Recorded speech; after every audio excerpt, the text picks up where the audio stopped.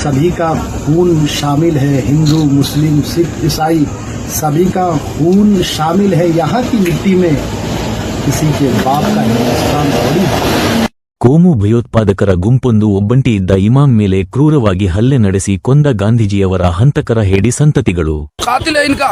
उन तमाम लोगों को फास्ट ट्रैक में मुकदमा चला के उन लोगों को कत्ल के फांसी की सजा देनी चाहिए। ये हमारा डिमांड है और अगर ये नहीं हुआ तो हम लोग का यह आंदोलन जारी रहेगा। इंशाअल्लाह हम लोग लोअर कोर्ट से लेकर सुप्रीम कोर्ट तक उनको न्याय दिलाने के लिए लड़ाई लड़ते रहेंगे इंशाअल्लाह। ಪ್ರಿಯ ವೀಕ್ಷಕರೇ, ನೀವು ಇನ್ನೂ ನಮ್ಮ Insight News 14 YouTube channel subscribe ಮಾಡಿಲ್ಲವೆಂದರೆ ಕೂಡಲೇ ಸಬ್ಸ್ಕ್ರೈಬ್ ಮಾಡಿಕೊಳ್ಳಿ।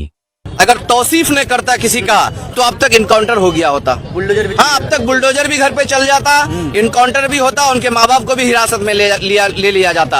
लेकिन ये मसला है मुसलमान के साथ, ये मसला है मौलाना तौसीफ के साथ। इसका सर में टोपी है, चेहरे पे दाढ़ी है, तो इनके खिलाफ करने वाले लोगों को सजा नहीं देंगे। ರೈಲು ಪ್ರಯಾಣಿಕರ ಪಾಲಿಗೆ ಸುರಕ್ಷಿತವೇ ಎಂಬ ಆತಂಕಕಾರಿ ಪ್ರಶ್ನೆಯೊಂದು ಈಗ ಎದುರಾಗಿದೆ।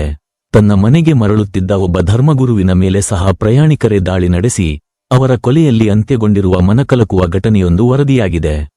ಬರೇಲಿ ಸಮೀಪ ರೈಲ್ವೆ ಹಳಿಗಳ ಮೇಲೆ ಶವವಾಗಿ ಪತ್ತೆಯಾದ ಇಮಾಮ್ ತೌಸಿಫ್ ರಜಾ ಅವರ ಸಾವು ಈಗ ಹಲವು ಅನುಮಾನಗಳಿಗೆ ಎಡೆಮಾಡಿಕೊಟ್ಟಿದೆ। ಏಪ್ರಿಲ್ 26ರ ರಾತ್ರಿ ಸುಮಾರು 9:45ಕ್ಕೆ ತೌಸಿಫ್ ತಮ್ಮ ಪತ್ನಿ ತಬಸ್ಸುಮ್ ಅವರಿಗೆ ಸತತವಾಗಿ ಕರೆ ಮಾಡಿದ್ದರು। ಸಹ ಪ್ರಯಾಣಿಕರು ನನಗೆ ಹೊಡೆಯುತ್ತಿದ್ದಾರೆ, ನನ್ನನ್ನು ಉಳಿಸಿಕೊಳ್ಳಿ ಎಂದು ಅವರು ಪತ್ನಿಯ ಮುಂದೆ ಕಿರುಚುತ್ತಾ ಸಹಾಯಕ್ಕಾಗಿ ಬೇಡಿಕೊಂಡಿದ್ದರು ಎಂಬ ಭಯಾನಕ ಸತ್ಯ ಈಗ ಬೆಳಕಿಗೆ ಬಂದಿದೆ। हेलो तबस्सुम, हाँ একটা সারাবি মুখে ট্রেন পকড়ে লিয়ে উল্টা सीधा बोला है रे भाई। माखी बोलছে मारছে मुख चोक मारছে। हाँ क्या यार वही ना, पुलिस फोन करा कहता साजान पर पुलिस उसपे ये लोग छनेंगे ट्रेंड की छत लोग ला देंगे। साहब पीछे भैया हेल्प करो तो यार। मामा देखो भैया देखती पुलिस वाला आपले ट्रेंड धोई आपले जबरदस्ती ತೌಸಿಫ್ ಅವರ ಫೋನ್ನಿಂದ ಲಭ್ಯವಾಗಿರುವ 29 ಸೆಕೆಂಡುಗಳ ಆಡಿಯೋ ರೆಕಾರ್ಡಿಂಗ್ನಲ್ಲಿ ರಿಷಿಕೇಶ ಮುಜಾಫರ್ಪುರ ವಿಶೇಷ ರೈಲಿನಲ್ಲಿ ಅವರ ಮೇಲೆ ಗುಂಪೊಂದು ಹಲ್ಲೆ ನಡೆಸುತ್ತಿರುವುದು ಸ್ಪಷ್ಟವಾಗಿ ಕೇಳಿಸುತ್ತಿದೆ ಎಂದು ಅವರ ಕುಟುಂಬಸ್ಥರು ಆರೋಪಿಸಿದ್ದಾರೆ।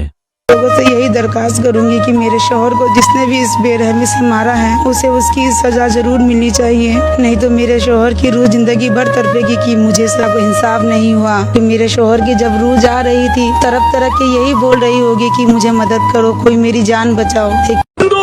हिंदू बने, मुसलमान बने, लड़ते हम धर्म के नाम पे हैं, चलने के लिए कोई तैयार नहीं।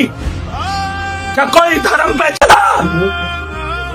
अरे जेल के अंदर हमने एक साथ हिंदू भी था, मुसलमान भी था, सिख भी था, एक ही थाली में खाए, कोई फर्क नहीं। बाहर आकर हिंदू है मुसलमान है लड़ेंगे, क्या करोगे? और ये लोग रोटियां सेकेंगे। अरे जो लोग ये बात करते हैं वो तो धर्म को जानते भी नहीं, और हम लोग भीड़ पड़ते इसकी सरकार लाएंगे, उसको नेता बनाएंगे। किसको बनाओगे? अरे किसको बनाओगे? चोरों को। ದ ವೈರ್ ಪತ್ರಿಕೆ ಪ್ರಕಟಿಸಿರುವ ಮರಣೋತ್ತರ ಪರೀಕ್ಷೆಯ ವರದಿಯು ಮೈಜುಮ್ಮೆನಿಸುವಂತಿದೆ। ತೌಸಿಫ್ ಅವರ ದೇಹದ ಎಲ್ಲಾ ಪಕ್ಕೆಲುಬುಗಳು ಮುರಿದು ಹೋಗಿವೆ ಮತ್ತು ಮರಣಕ್ಕೂ ಮುನ್ನ ಅವರ ಮೇಲೆ ತೀವ್ರವಾದ ಹಲ್ಲೆ ನಡೆದಿದೆ ಎಂದು ವರದಿ ಹೇಳುತ್ತಿದೆ। ಬರೇಲಿಯಲ್ಲಿ ನಡೆದ ವಾರ್ಷಿಕ ಉರ್ಸ್ ಮುಗಿಸಿ ಬಿಹಾರದ ತಮ್ಮ ಮನೆಗೆ ಮರಳುತ್ತಿದ್ದ ತೌಸಿಫ್ ಅವರ ಜೇಬಿನಲ್ಲಿ ರಕ್ತಸಿಕ್ತವಾದ ರೈಲು ಟಿಕೆಟ್ ಪತ್ತೆಯಾಗಿದೆ। ಆ ಟಿಕೆಟ್ ಮೇಲಿದ್ದ ಶುಭ ಯಾತ್ರೆ ಎಂಬ ಬರಹವು ಈಗ ವಿಪರ್ಯಾಸವಾಗಿ ಉಳಿದಿದೆ। ಒಂದು ಕಡೆ ಪತಿಯ ಕೊಲೆಯ ಆಘಾತದಲ್ಲಿದ್ದ ಪತ್ನಿ ತಬಸ್ಸುಮ್ ಅಂದು ರಾತ್ರಿ ಪದೇ ಪದೇ ಕರೆ ಮಾಡಿದರೂ ತೌಸಿಫ್ ಫೋನ್ ಸ್ವೀಕರಿಸಿರಲಿಲ್ಲ। ಮರುದಿನ ಬೆಳಿಗ್ಗೆ ಕುಟುಂಬಕ್ಕೆ ಅವರ ಸಾವಿನ ಸುದ್ದಿ ಸಿಕ್ಕಿದೆ। ಈ ಪ್ರಕರಣವು ಈಗ ದೇಶಾದ್ಯಂತ ರೈಲ್ವೆ ಸುರಕ್ಷತೆಯ ಬಗ್ಗೆ ದೊಡ್ಡ ಚರ್ಚೆಯನ್ನು ಹುಟ್ಟುಹಾಕಿದೆ। ಈಗ ದೇಶದೆಲ್ಲೆಡೆ ಜಸ್ಟಿಸ್ ಫಾರ್ ತೌಸಿಫ್ ರಜಾ ಎಂದು ಘೋಷಣೆಯಡಿಯಲ್ಲಿ ಪ್ರತಿಭಟನೆಗಳು ಜೋರಾಗಿವೆ। मौलाना तौसीफ रजा के कातिलों को, मौलाना तौसीफ रजा के मुजरिमों को, वी वांट मौलाना तौसीफ रजा के कातिलों को, we want justice for.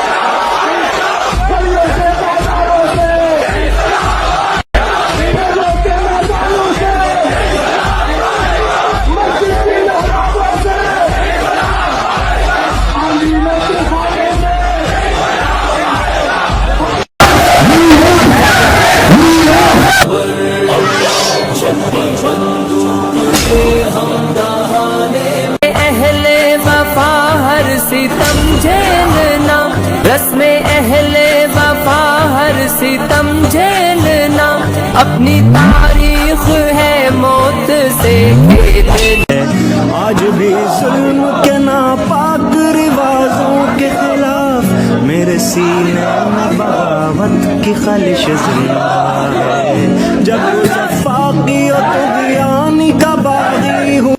SIT ತನಿಖೆ ಆಗ್ರಹಿಸಲಾಗುತ್ತಿದೆ. ಗಾಂಧೀಜಿಯನ್ನು ಕೊಂದಿದ್ದ ಪಿಶಾಚಿಗಳ ಕೋಮು ಭಯೋತ್ಪಾದಕರ ಗುಂಪು ಹತ್ಯೆಗೆ ಬಲಿಯಾದ ಧರ್ಮಗುರು ಇಮಾಮ್ ತೌಸಿಫ್ ರಜಾ ಕುಟುಂಬಕ್ಕೆ ನ್ಯಾಯ ಸಿಗುತ್ತಾ ಎಂಬುದು ಕಾದು ನೋಡಬೇಕಿದೆ. दिनांक 27 अप्रैल 2026 को प्रातः 7:25 पर पालपुर फाटक थाना कैंट जनपद बरेली में रेलवे लाइन से सटी हुई एक बॉडी की सूचना कंट्रोल रूम को रेलवे की मैन के द्वारा दी गई। थाना पुलिस मौके पर पहुंची और बॉडी की शिनाख्त Tausif Raza son of Abul Hussain resident of Pathamari Kishanganj Bihar के रूप में हुई। मृतक के फोन के द्वारा उसके परिजनों और लोकल कॉन्टैक्ट्स जो बरेली के हैं इनसे संपर्क किया गया। पंचायतनामे की कार्रवाई के उपरांत पोस्टमार्टम भी कराया गया। परिजनों को बॉडी सुपुर्द की गई। जब परिजन किशनगंज से आए तब तक परिजनों को ट्रेन से गिरकर एक्सीडेंट लग रहा था, किंतु आज परिजनों द्वारा ट्रेन में मृतक के साथ मारपीट की आशंका जताई जा रही है। हमारे द्वारा परिजनों जो कि किशनगंज बिहार में रहते हैं उनसे वार्ता की गई है और तहरीर प्राप्त होने पर आवश्यक विधिक कार्रवाई सुनिश्चित किए जाने हेतु उनको अवगत कराया गया है। आज भी मेरे ख्यालों की तपिश जिंदा है, मेरे गुफ्तार की देरीन रविश जिंदा है। विषय मौलाना तौसीफ मजहरी की संदिग्ध मौत पर फौरन उच्च स्तरीय जांच, सीबीआई जांच के आदेश, गुनाहगारों की गिरफ्तारी के परिवार को सम्मानजनक मुआवजा दिए जाने के संबंध में।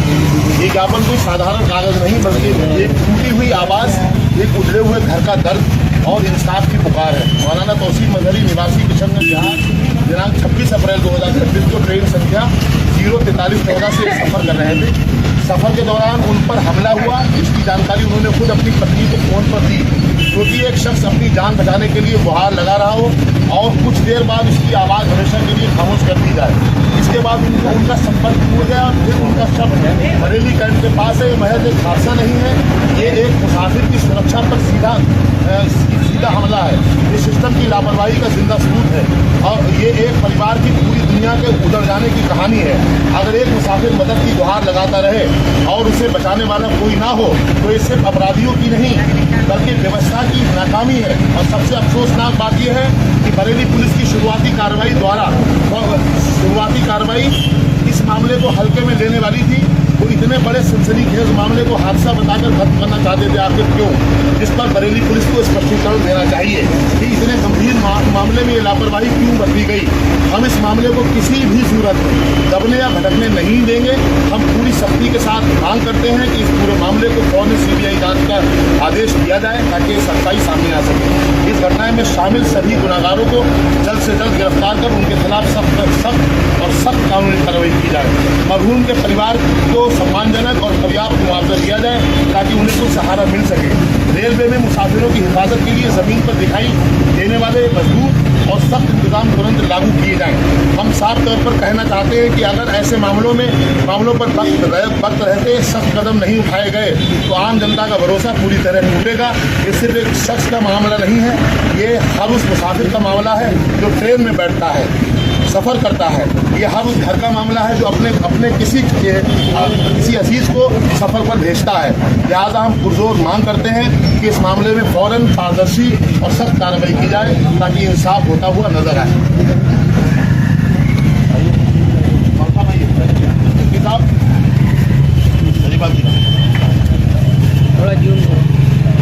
मोबाइल नीचे करो, मोबाइल नीचे करो।